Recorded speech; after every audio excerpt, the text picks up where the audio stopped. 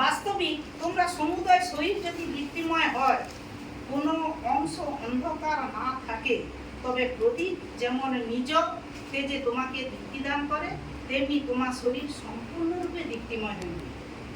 বাস্তবিক তোমার সমুদয় শরীর যদি দীপ্তিময় হয়, আমার শরীরে যদি মধ্যে কোনো রাগ, আড়ি, হিংসা, বিদ্বেষ যদি না থাকে, হ্যাঁ, আমার শরীরটা যদি অন্ধকার না থাকে, পুরোটাই দীপ্তি থাকে।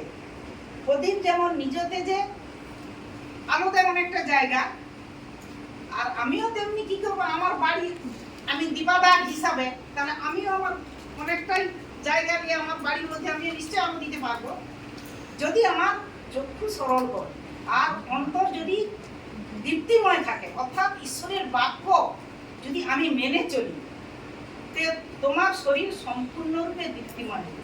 যে ঈশ্বরের যদি বাক্য আমি সম্পূর্ণরূপে মেনে চলি, আমার মধ্যে স্নেহ, মায়া, ভালোবাসা, প্রেম এই সমস্ত যদি সুন্দর থাকে, তাহলে আমার সম্পূর্ণরূপে কি আমার শরীরও দীপ্তি দিবে।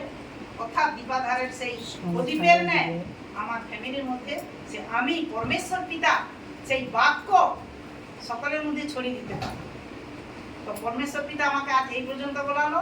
সর্বশক্তিমান পিতার আশিস, গুরু যিশুর অনুগ্রহ সবার মস্তকে সমানভাবে করুন।